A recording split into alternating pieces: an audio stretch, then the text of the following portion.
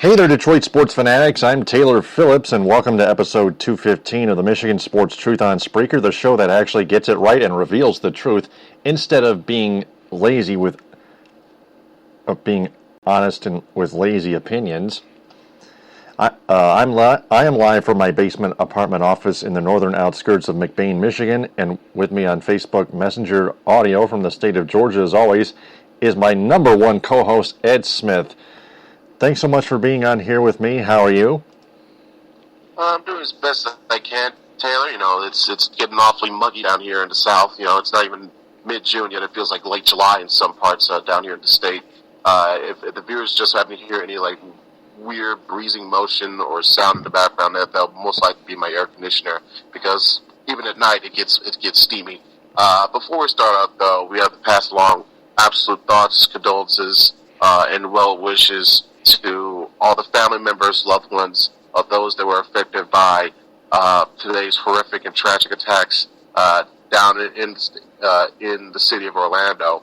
Not to mention the horrific tragedy that happened today, but not to mention another shooting that occurred a few days ago that taken the life of a very young singer, well-known singer. So very tough times, definitely, and we can only offer our best condolences and well wishes those that are definitely in mourning and grief at this moment. And I think that could segue into another subject when it comes to talking about mourning and grief and whatnot. And this is remembering the losses of not just one iconic sports figure, but two, all in 1 week. Correct, Taylor? Yep, it's just a tragedy.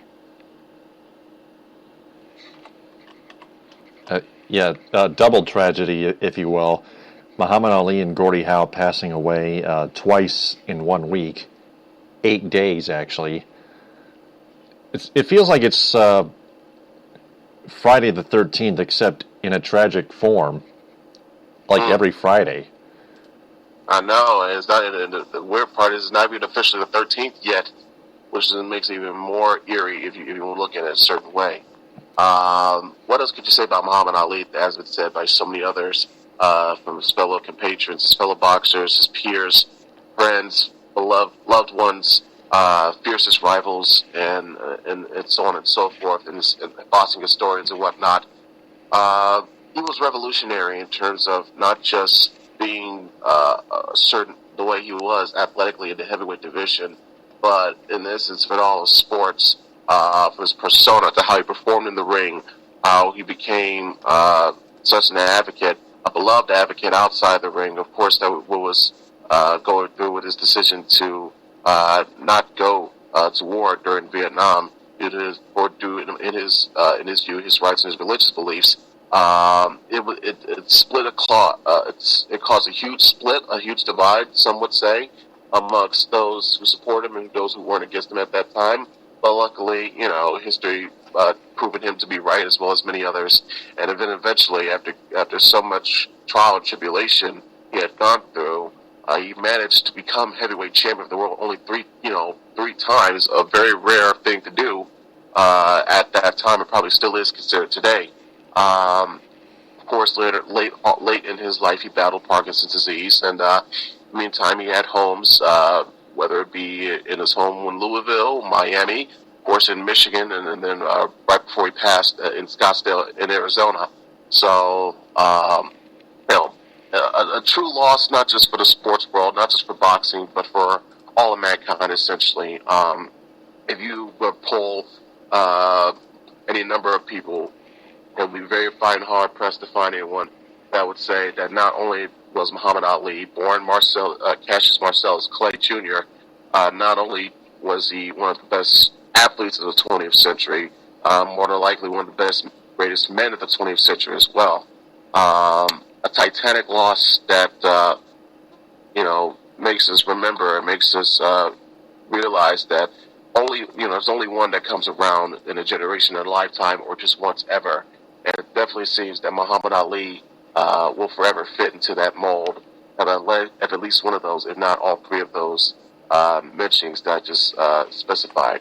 And then, like you mentioned, with Gordie Howe, which, conveniently enough, the news of his passing breaking on the day of Ali's funeral.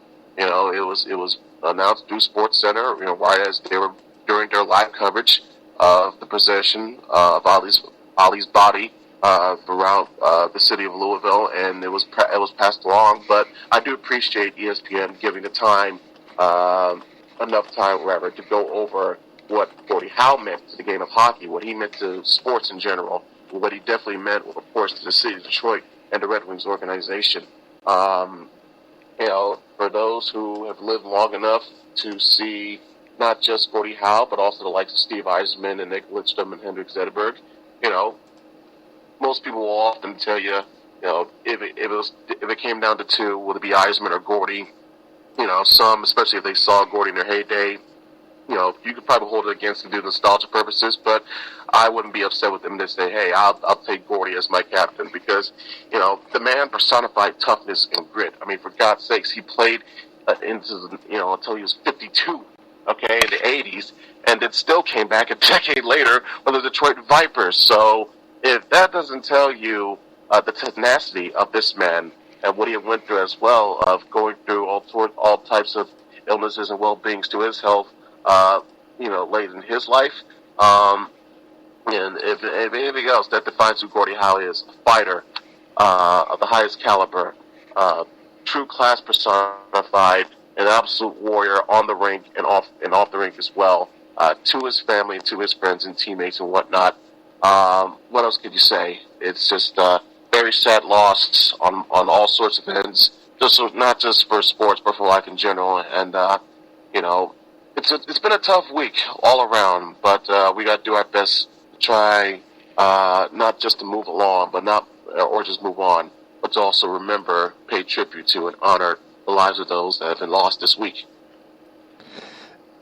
I wore my Red Wings cap at Little Caesars yesterday, and sometimes I wear it, but I wore it in tribute to Gordie Howe on Saturday because of his passing of Gordie Howe's passing the day before. Just thought I'd share it to everybody locally. So, moving along here to some other Red Wings news.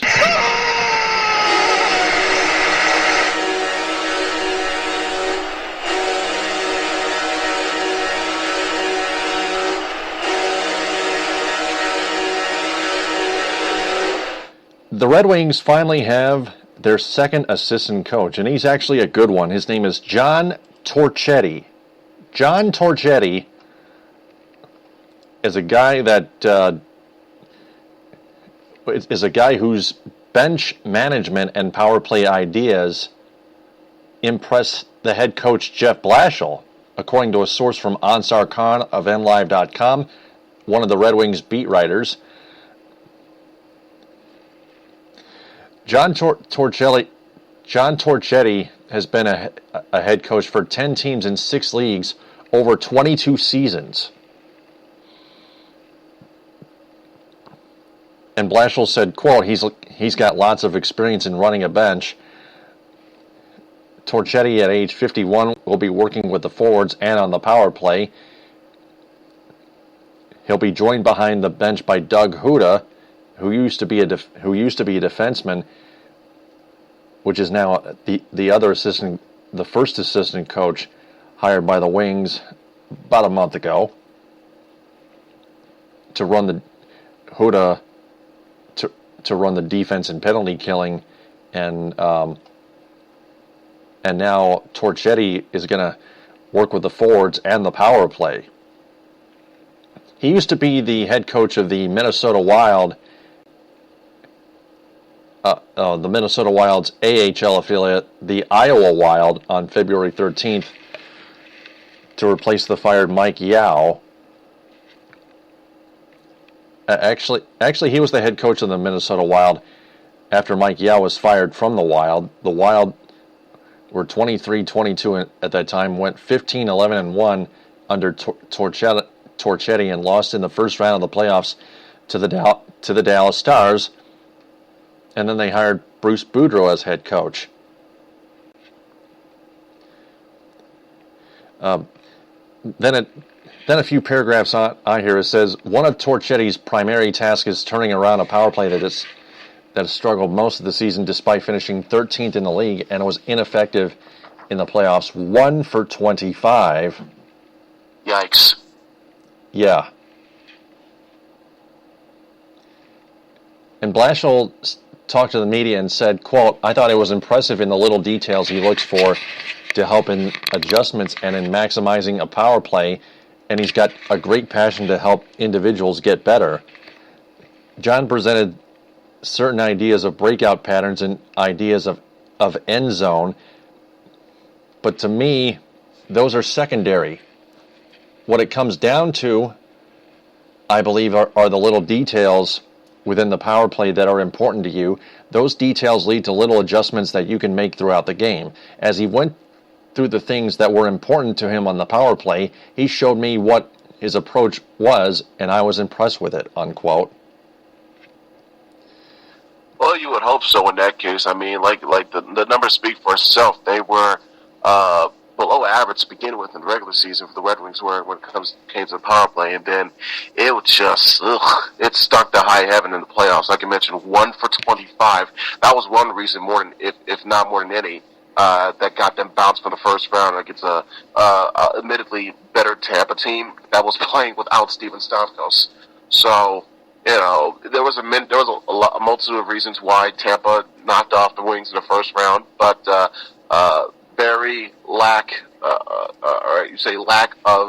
supreme lack of production in the power play was one big reason why. So, if they feel this could cure their woes at least a little bit, best of luck to them on that.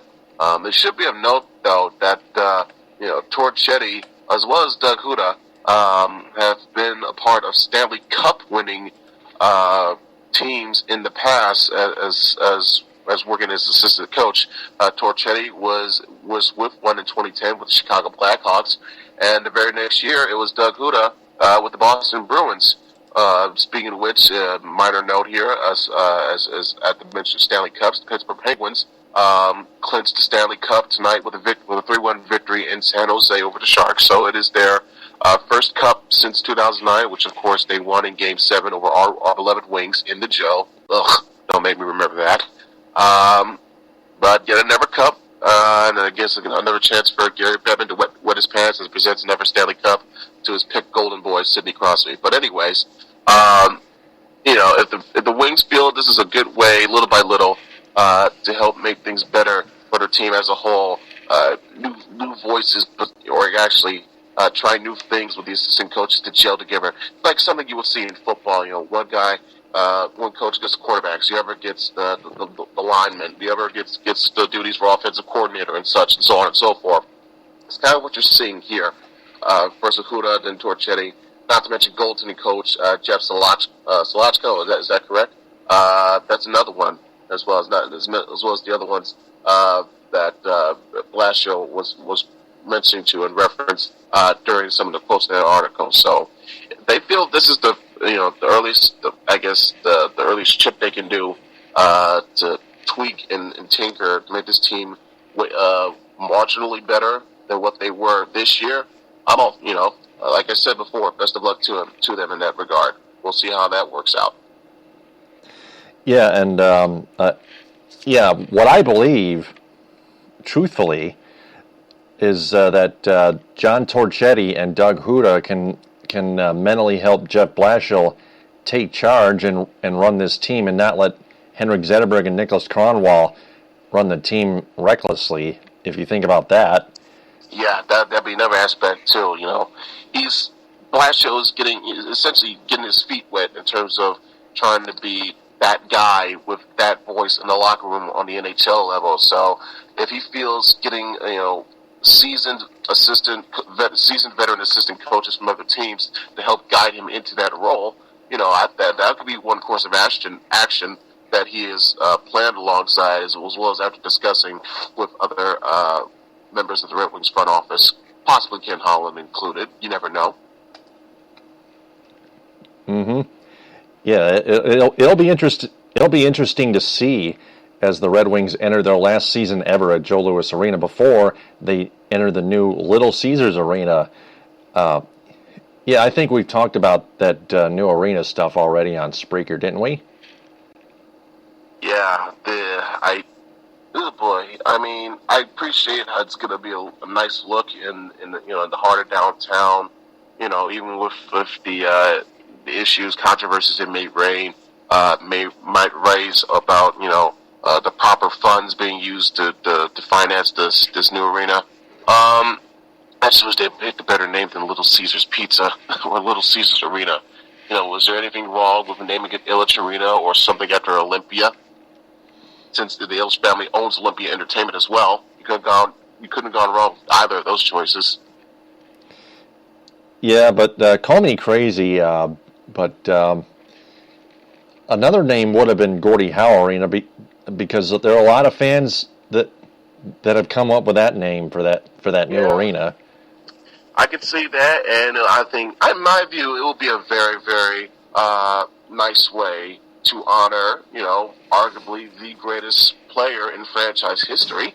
So if you want to Christian it that way, that'll be a nice way to not only satisfy fans, but pay homage and pay honor to Gordie as well in that same regard. You could also do it like, Gordie Howe rink at Ilitch Arena or at Gordie Howe, the Howe Center, or, Howe Arena at, Olympia Entertainment, whatever. So there's a lot of ways you can do, and I hope they find a way to reconsider. But they got the logo. They already got the patent pending, I'm sure. So unless, unfortunately, we'll be stuck with hearing the name Little Caesars Pizza as the new name for the arena for our Red Wings.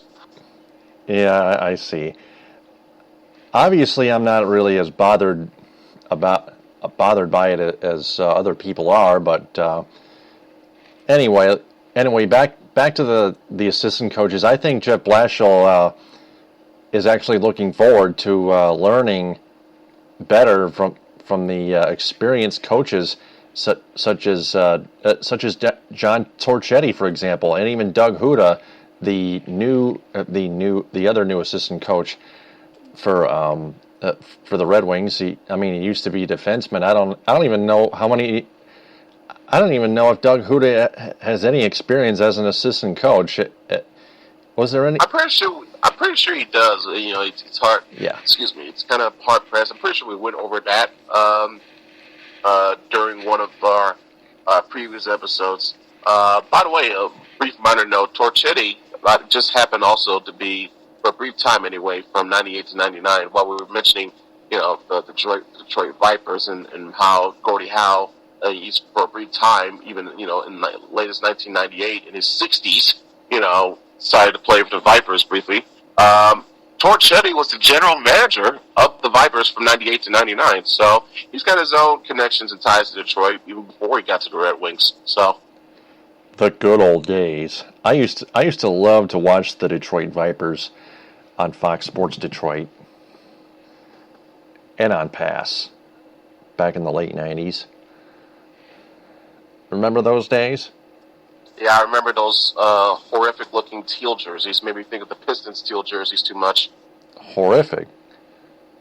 Oh yeah, the Pistons. Yeah, I understand.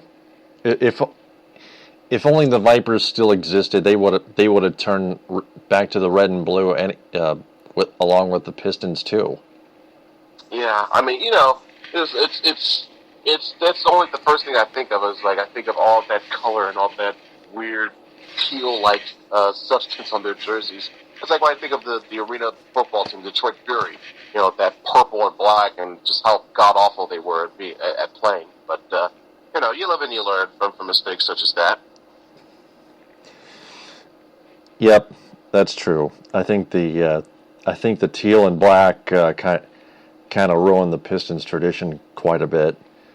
Although it looked cool, I still think on the fans' behalf, the tradition was soiled. See, it wouldn't have been as big an issue with fans if the Pistons won more games. Remember, it was during that period that this, even with Grant Hill, even with Joe Dumars, as sort of that mentor role taking over when the likes of Isaiah and Lambeer and Robin, the core of the bad boys left, it was just down to Joe, and so he had to help raise this new crop of talent, headlined by Grant Hill.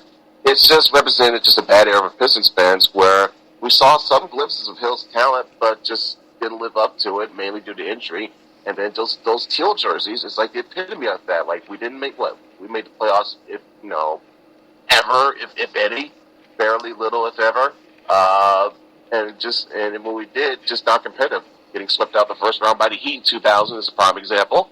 So, thank goodness we moved back to, red, white, and blue because it helped usher in new confidence, which led to what we saw with the going to work Pistons, which brought us another NBA title in 2004. Oh yeah, that brought back the bad boys tradition.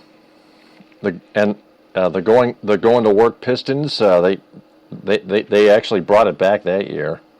Yeah, physical play, hard defense. They're hard to beat that anywhere. It might just come slowly but surely in the near future, because the Pistons, are made their return to the NBA playoffs this past season, and only to be swept by the Cleveland Cavaliers, who are down 3-1 right now to the Golden State Warriors. It's another rematch, like we mentioned before, as we've witnessed, but Golden State has outplayed Cleveland more this year than last year. Yeah, and I don't think you could give that consideration to the fact that partly Golden State's role players have performed more than Cleveland's has in these first 5 games. That's one reason why I don't agree. Another reason, though, is I felt that Cleveland did an absolutely horrific job in that fourth quarter of Game 4 of not moving the ball around, not sharing the ball, sharing the wealth. It was essentially, for the most part, at least 8, if not 9 minutes was of that fourth quarter was reduced to Cleveland essentially, get the ball to one person, usually it's Kyrie or LeBron. They dribble it out, dribble the clock out, call an ISO play, and when nothing comes about, they either try to dribble out, do a crossover, dribble, shoot, hope it goes in, or hope for a bailout foul call. It was absolutely horrific. Meanwhile, contrastly, Golden State, excellent job, beautiful ball movement, make sure everybody gets a touch, confuse the defenses, sometimes passing up an open look or two to make sure you get the highest quality shot possible, and what a surprise, the ball went in the net. So, it was just... Because their shooting was consistent. Yeah, their shooting was consistent. Cleveland, unfortunately, whenever they did seem to get a shot, it just wasn't falling. It was either it wasn't falling or they weren't setting up that high-quality shot because what? Lack of ball movement. Too much ISO plays, too much hero ball.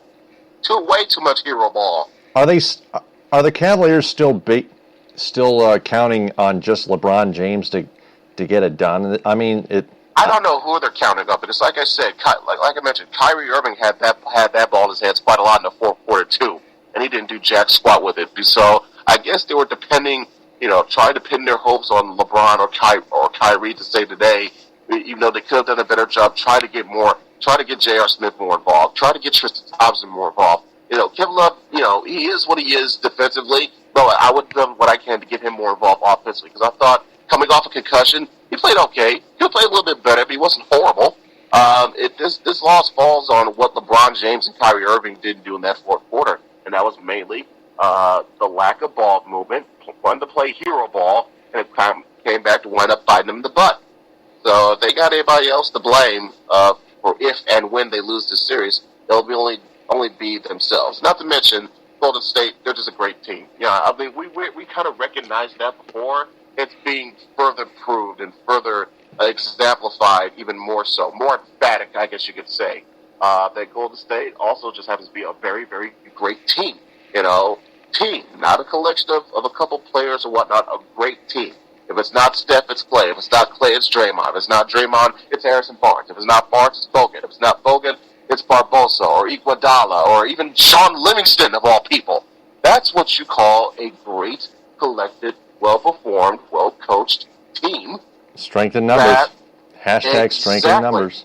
That's what it means. That mess behind that shirt, it's ringing clearer more now more than ever, as they're seemingly on the glimpse of another, on the cusp rather of a back-to-back title. They're third in franchise history and second since 1975. So props to them. It kind of seems to be early. You don't want to call the race over.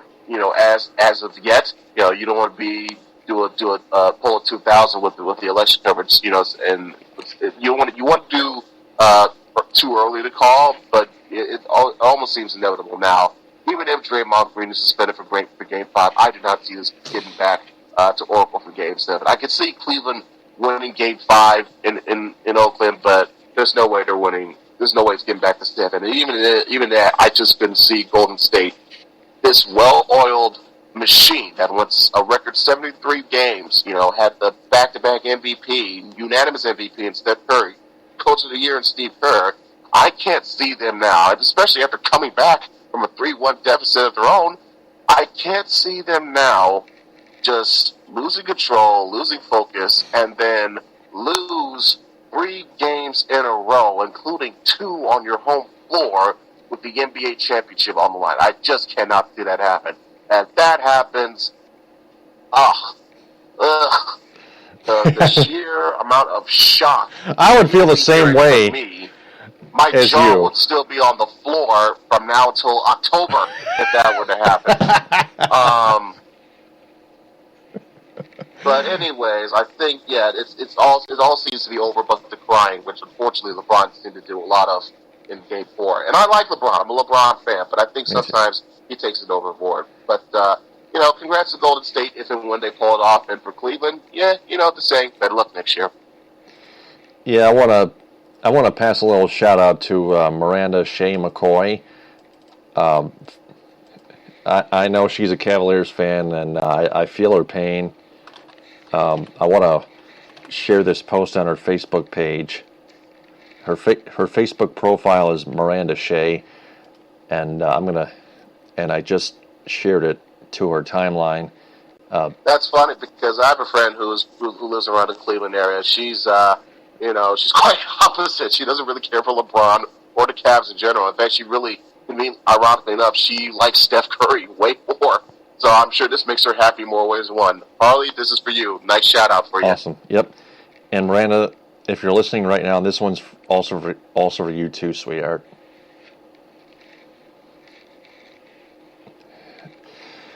So let's get back to the Pistons here.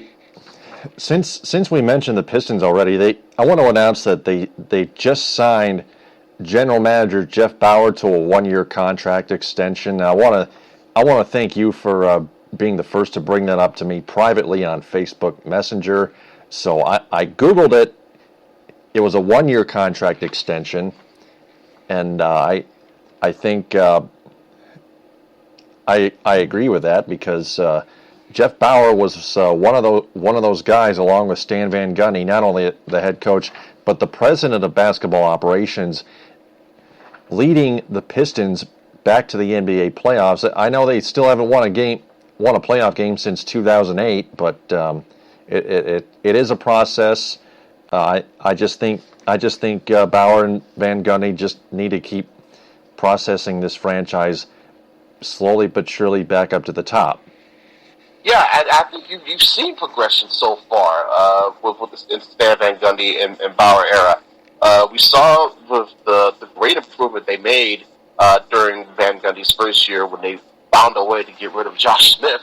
Almost thought that you would think they would have been on track to make the playoffs themselves. Unfortunately, Brandon Jennings got hurt, and that was the end of that story. And this year, they managed to improve upon that, land great additions.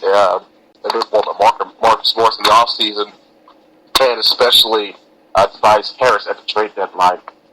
Those two deals, more than anything, were the reason why the Pistons made the playoffs this season, as well as the growth of Reggie Jackson and Davis Caldwell-Pope. Not to mention, even some instances the rookie Stanley Johnson. We also saw Andre Drummond having his own blossoming a little bit. Still has work to do, but hey, he made his first All-Star game this year. One of, if not the best rebounder in the game. You know, I guess him and Tristan Thompson. Tristan Thompson has a lot to say about that. He's a beast in his own regard. But Andre is definitely something special. It just has some things to improve on, not just with his game, but also some would say mentally as well. But he has potential to be one of the best in this league. So you factor that in, and you have with Stan Van Gundy, what he's building, not just the president of basketball operations as well, with Jeff Bauer as the GM. It's little seeds that seem to be being planted at the moment that when the process is over and everything's grown and bloom into a nice tree or whatever, we can finally see all the work that's been gotten done. There's still a lot more work to do, but it's nice to see a team that's on the up and up and on the rise seem to be headed in the right direction in the city of Detroit for now. I think if you compare it to the Red Wings and the Lions, and to a certain extent the Tigers, the Pistons of all teams seem to have the most upside. Would you agree? Oh yeah, absolutely agree. It always takes hard work. Keep in mind. Oh, definitely. You know, you would need your guys that got you there this past season to maintain that level of hard work for this season. That not only can they get back there, but maybe see if they can improve on their seating, win a few more games, try to get home court in a series. You never know. Anything's possible. There's still things that front office needs to do in terms of tinkering the team. You've got to get so much help on the bench. I think this is where this upcoming draft may help. It's not so much, dominated by talent that you think, oh my God, he's going to be a superstar within 5 years. There's only one, if only two people that's in this draft. That's Ingram. That's at the top of Ingram and Simmons. But it's full of side players and role players. If selected in the right spots by the right teams, the right system, could be very beneficial long term.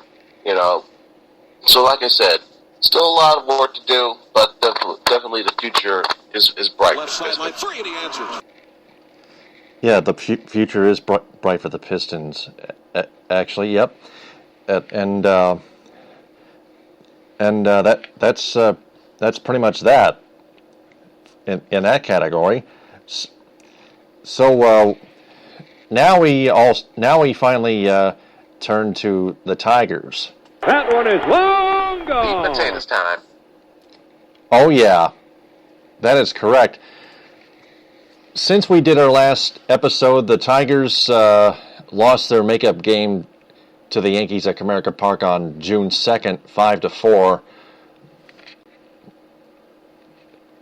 That was Matt Boyd starting against Michael Pineda.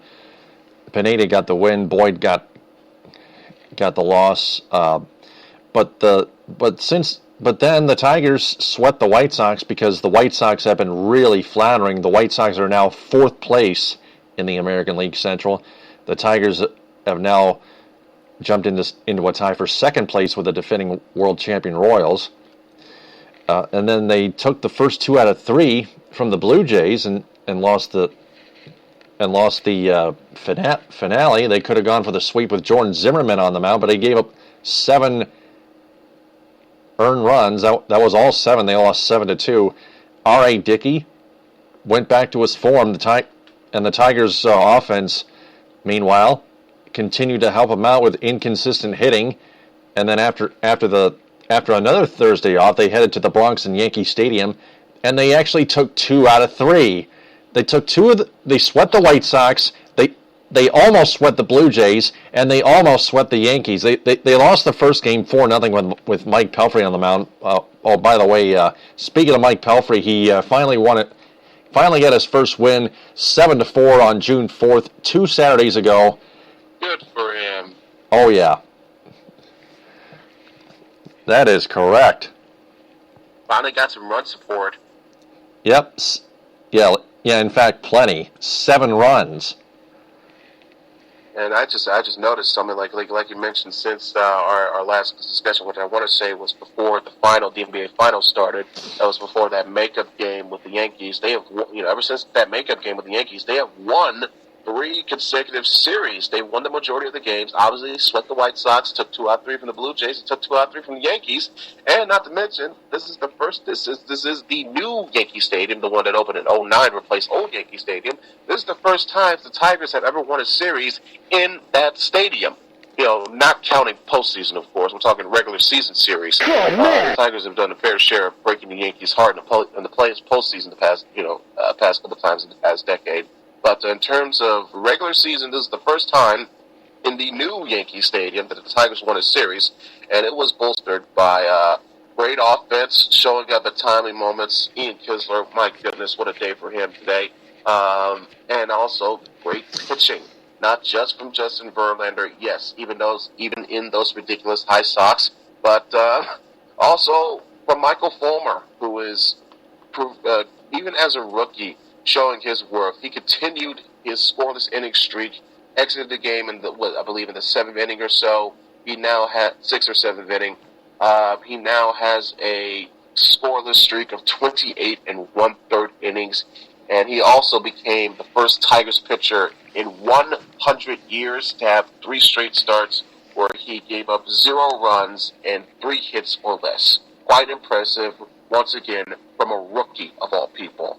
If he stays healthy and maintains to develop his stuff, this kid Fulmer, he's got a very bright future, I can tell you that. It's showing right now, but if he harnesses it, oh boy, look out for him. That's right. Yeah. Yeah. Oh, yeah. Michael Fulmer, very, very, very impressive. No doubt about that.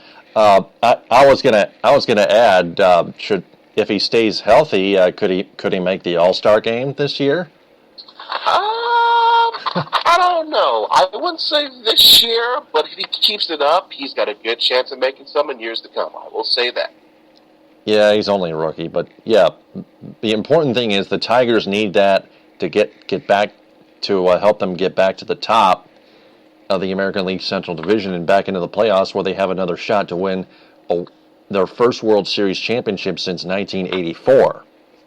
Yeah, I mean, like we've gone over it so many times in agreement. By the way, the issue of what was dogging the Tigers last season wasn't so much the offense; it was their pitching. Not just the usual suspects from the bullpen, but even it started to affect their starting pitching. Now this year, you're seeing Verlander get back to form. Thankfully, you're seeing what Jordan Zimmerman has been producing since coming over in the offseason signing. Now you're seeing what Michael Fulmer can do. If you can get a healthy Daniel Norris with Matt Boyd as well, and not to mention seeing if Adamo Sanchez can get his head straight in the bullpen, you're looking at quite a possible formidable rotation to early bullpen to look at for the rest of the season, and if need be, into the playoffs. Like, let's say stop right now. You take this current, 3-man rotation, Verlander, what he's doing right now, Zimmerman, what he's doing right now, Fulmer, what he's doing right now, put it in a 3-game, in a 5-game series. You mean to tell me, you wouldn't like the Tigers' chances at least a little bit, especially since they got their guys hitting now, not just Cabrera and Victor and JD, but also Kinsler, Cameron Maben, and finally Justin Upton. I would not want to be facing that lineup or that rotation in a short series. Let me talk as it stands right now.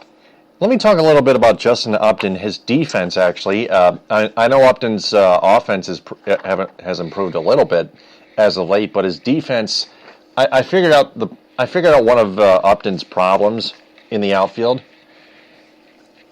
He actually has not gotten a good read as of late until earlier today on fly balls that he has to chase. Not easy fly balls where he has a can of corn, but tougher fly balls. We're talking scorchers, right? Just line shots into the outfield. Kind of in between. When there are deep fly balls, just when there are fly balls and line drives combined together, or a combination or mixture thereof. And Upton doesn't get a good read on it. That's just something that he has to work on. Yeah, if you're an outfielder, you need to practice getting a good jump of the ball at all times because not only it can cut down on runners advancing, which would help cut down on scoring. It helps get your pitcher through the inning quicker because let's say you read the right route and know where that ball's heading.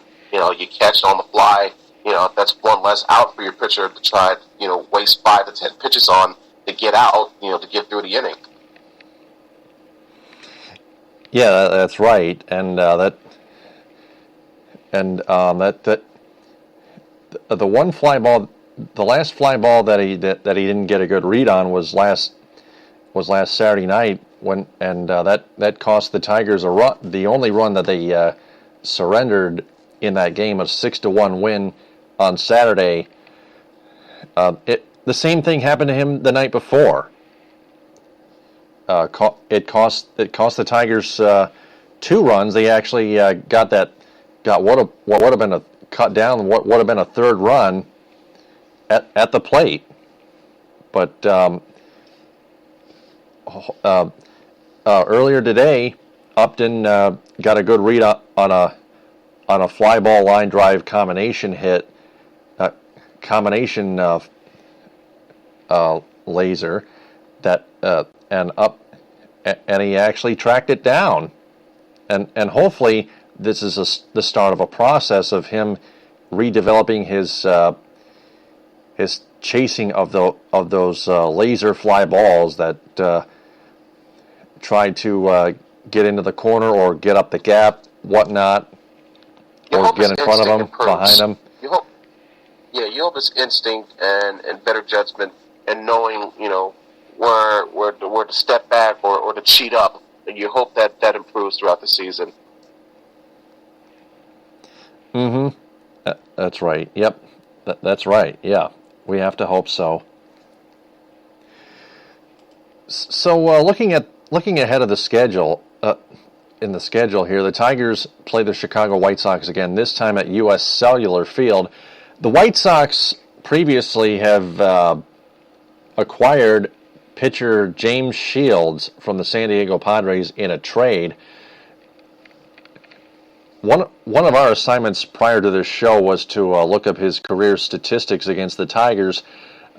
Tigers offense career-wise against James Shields, 285 batting average, a 320 on-base percentage, 421 slugging percentage, totaling up to a 740 OPS. He also managed to get 10 home runs off of Shields as well. That's right.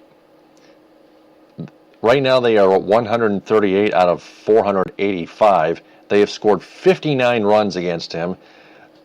The ERA doesn't show here. The career ERA against the Tigers. Well, for what I'm looking at, it shows that he's 7-6 against Detroit with a 4.10 ERA. Oh yeah. He's only thrown one I got it. game against them. No shutouts. Yep. I just scrolled down. Yeah. Perfect. Thank you. Yep. You got it. Yep. In 125 innings pitched flat, he has given up a total of 138 hits, 59 runs, 57 earned, 10 home runs. Yep. 22 walks, 98 strikeouts, 4 hit batters, 1 balk, 9 wild pitches, 507 out of 517 batters faced total. Also has a whip of just under 1.3. With a strikeout rate of 7.1 per 9 innings. The whip is exactly 1.280. Mm-hmm. The strikeout walk ratio 4.45 in 19 games against the Tigers. Oh, the winning percentage 538. Like I said, it's not so much he's dominated Detroit. As the record indicates, he's either hit or miss. Some days he's doing lights out. Other days he's giving up homers. So he has shown some struggle this year. He does have a 2-8 record. So maybe we'll be seeing more of that Shields when he faces off against Matt Boyd on tomorrow, actually. 8:10 start, since they'll be in Chicago, so it would be, due to time zone difference, it would be 7:10 in Chicago, 8:00 in Detroit by the time first pitch starts. I'm looking at some of these matchups here. You would think possibly, especially with Sale versus Pelfrey in the finale, the pitching matchups could favor Chicago, especially at home. But I see it as a possible toss-up because, yes, you got Chris Sale, your proverbial Cy Young contender, going up against Pelfrey in the finale. Who knows? We might see an inspired outing for Pelfrey, knowing his confidence has been boosted by this team finally getting the win this season. I think it's safe to say Zimmerman will bounce back from that 7-run outing against Toronto. And only it seemed the wild card for here would be what can Matt Boyd do? It's kind of bad that we don't have the chance to throw Verlander or Fulmer at them. But hey, we got a big 4-game series, 4-game set against Kansas City coming up right after that. So it'll be a perfect time because not just Verlander and Fulmer, but also Zimmerman as well in the finale. That's a big series as well right there. So prime chance to not only gain ground in the division, but also knock down the teams that are, either with you, tied with you, or currently trailing you right now. This will be a chance to knock them down you now or knock them further down below you in this division stance. And I gotta say, this AL Central, it's been a bit of a carousel so far this season. I think the only one constant we can agree on is that the Minnesota Twins absolutely suck this year, and they have no shot whatsoever. So it's going to come down to one of these teams. Could be Cleveland, could be Chicago, could be Kansas City, could be Detroit. I wouldn't be surprised if the Tigers at some point during this season find themselves in first place. Pick me a winner from that lottery machine, from that lottery ball machine. I gotta say, until, like in the words of Ric Flair, to be the man, you gotta beat the man. Right now, the man is KC. It's Kansas City. Oh yeah. So that's true. Until I don't think the Indians will last this long. The White Sox, who knows with them. But the Tigers, they have a shot with their offense, but it's going to come down to can their pitching remain better, and can they make the right moves, certain right moves at the trade deadline or whatever the case may be, to put them in just the right spot, not just to contend for a wild card spot. Let me add another question. Can the offense try to hit the ball more consistently instead of just trying to hit the damn ball too hard, and it might result in bad luck lineouts. You gotta avoid that and try to hit with more skill past the outfielders. I have confidence the offense will maintain the ability to be consistent. It's just the jury's still out for me on the pitching. It's just like you're waiting for the other shoe to fall, or it could be glass half empty, glass half full. Yeah, you're waiting for the other shoe to fall because who knows what will happen if and when Sanchez gets a spot back in rotation, and can Verlander keep this up or whatnot. But the glass half full theory could be, I think we could see this stuff last for Michael Fulmer all year. Verlander will remain his consistent level. He's showing glimpses of what he was. Not MVP level, not 2011, 2012, but still close to 2013. Still pretty damn good for Verlander standards. And he was awesome in the postseason, by the way, that year. Not to mention Jordan Zimmerman, who basically fits in the role of what David Price was last year. And before him, Verlander and Scherzer, that's your go-to guy. 9 times out of 10 he's going to give you a good outing and a well-enough start where you'll be in a prime spot to win. Don't waste it. And we're seeing, hopefully with better emergence from Boyd and whatnot, and seeing if Pelfrey can get better run support.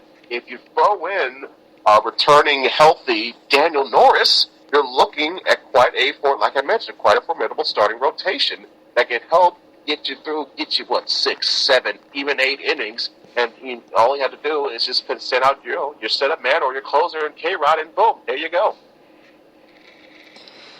Yep. Oh yeah, the complete machine.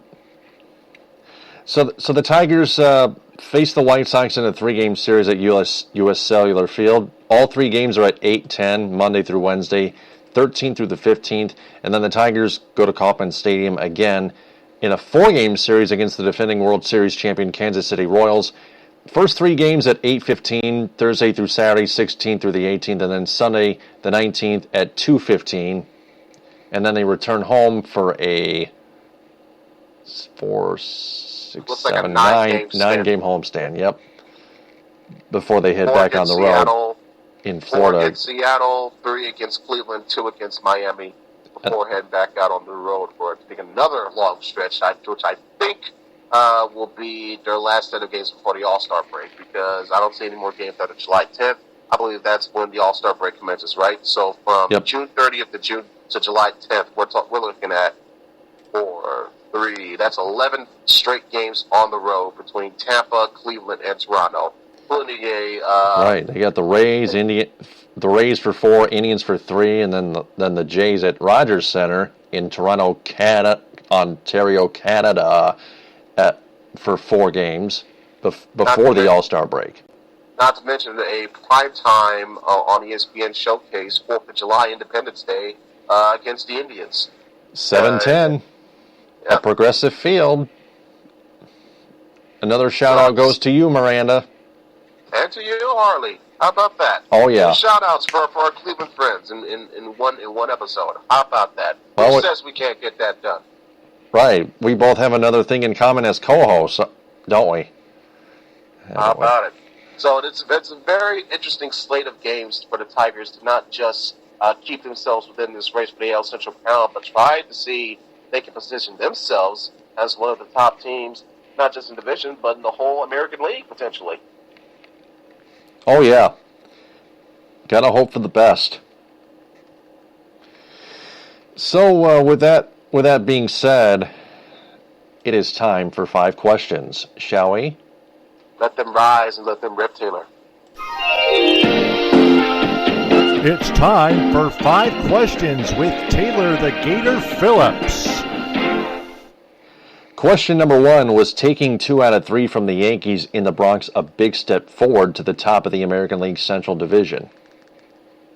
Short term, you're not thinking about it. Now you're just thinking of, hey, we need to get better next series or whatever. What can we improve on? But long term, potentially, because like I said, this is their 3rd straight series that they've won, first that they've ever won in the new Yankee Stadium, and keeps them within 3 games of the division lead, which at the moment is being held by the aforementioned Cleveland Indians. So the way this division is going to hot potato and carousel itself throughout the year, if the Tigers just, and I hate to use this phrase because it comes from one of my least favorite presidents ever, but the Tigers stay the course, they could find themselves in a spot to not only challenge for a wild card, but like I mentioned, challenge for the whole division before the year's out.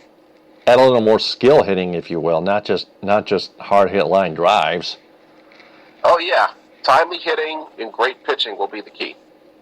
Oh yeah, definitely. Next question. Question number 2, should the Tigers give Mike Pelfrey the rest of the year to get fixed? I wouldn't say so, unless, like I said, Daniel Norris walks into the door tomorrow completely healed, 100%, like he just went through stem cell research or something, then I would say yeah. But you deal with the cards that you're given right. You deal with the deck of cards that you're given right now. Pelfrey, like I said, I think he'll have some new confidence bestowed upon him, seeing that his team finally got him some damn run support and got him a win last start out. I think he'll be better than, say, what Brad Penny was in 2011 or 2012, whichever one of those years was. So he won't be that bad.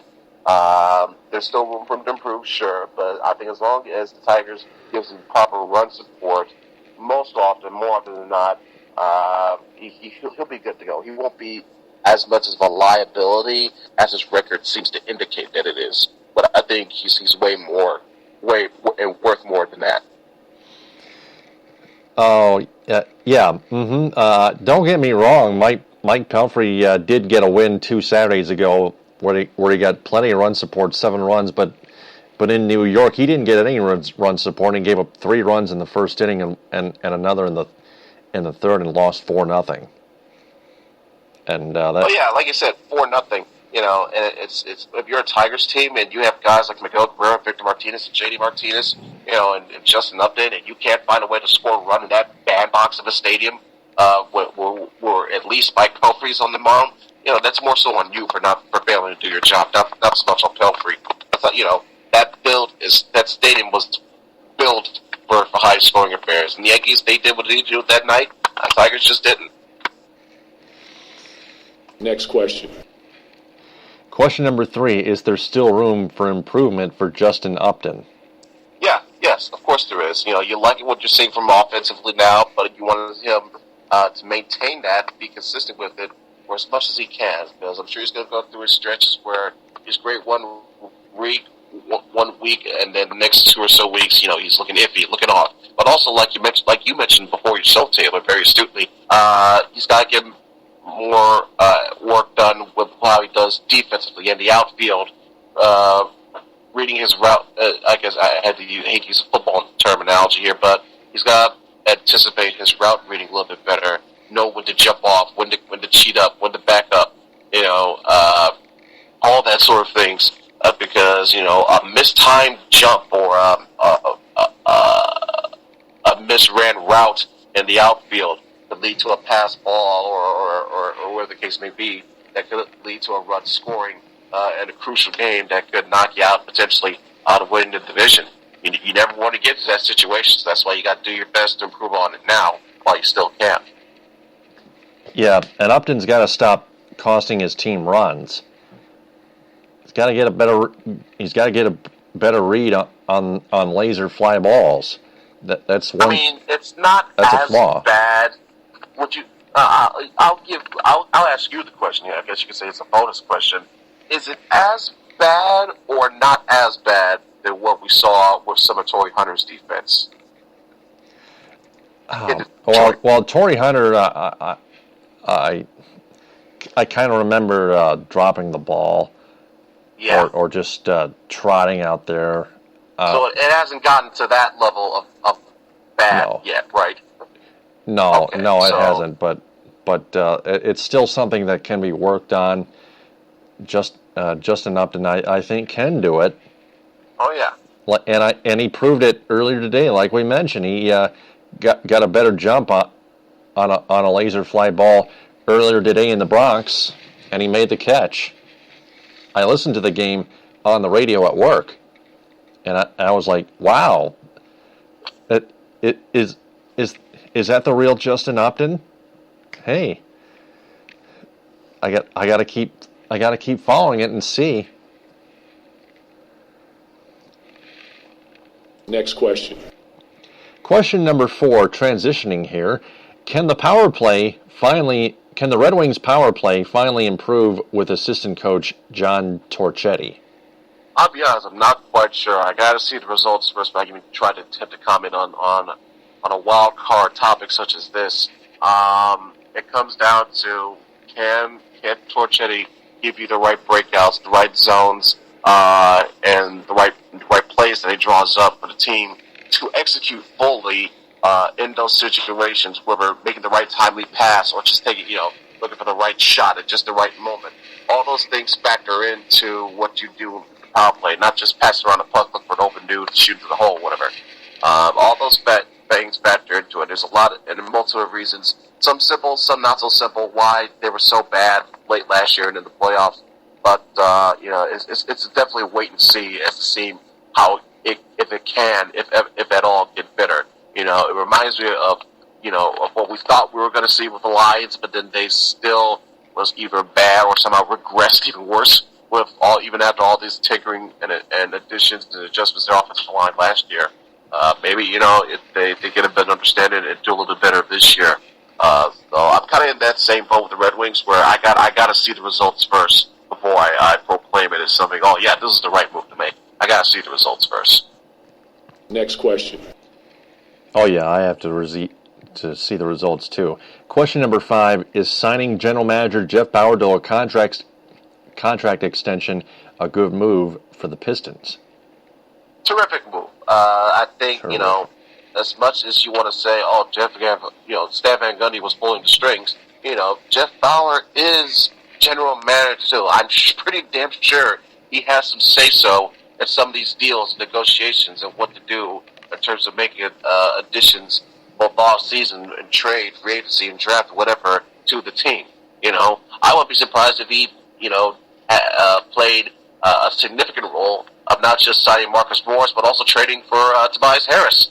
You know? So keeping this tandem of Bauer and Van Gundy together will be very essential into trying to propel the Pistons into the next level and so on and so forth, starting with next year and in the years to come.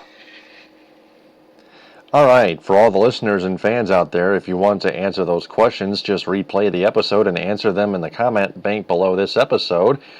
Just a reminder, please share this podcast on all social media networks, Facebook, Twitter, Google+, whatever you got. And thanks very much, and please keep your content clean and friendly. That wraps up episode 215 of the Michigan Sports Truth. Ed, thanks so much again for your help. I'll talk to you again on episode 216, which is in only about a week. Yeah, about that. Hopefully by now I will be gotten over witnessing this fellow further embarrassment of LeBron James by the Warriors and whatnot. And is moving on, focusing on other things. Hey, Brock Lesnar's fighting goes to UFC 200. So oh, yeah. Knowing that news, that'll make me feel better. I gotta love Brock Lesnar. Oh, absolute beast. What's not to love? Freak of nature. Ugh. We could go on all day, but we just don't have the time, unfortunately. No, unfortunately not. We can celebrate off the air. Oh, yep. So, yep. So, thanks very much. I'll talk to you again next week. My pleasure, Taylor. Rest in peace, Muhammad Ali. Rest in peace to Gordie Howe. We will always remember them both. And for Ed Smith, whom you can follow on Twitter at EdSmith313. I'm Taylor Phillips. You can follow me on Twitter at DT2Phillips with 2 L's. If there's anything you fans want more of or less of on our podcast, please let us know. Talk to you again next week. TTFN, ta-ta for now. Bon appétit.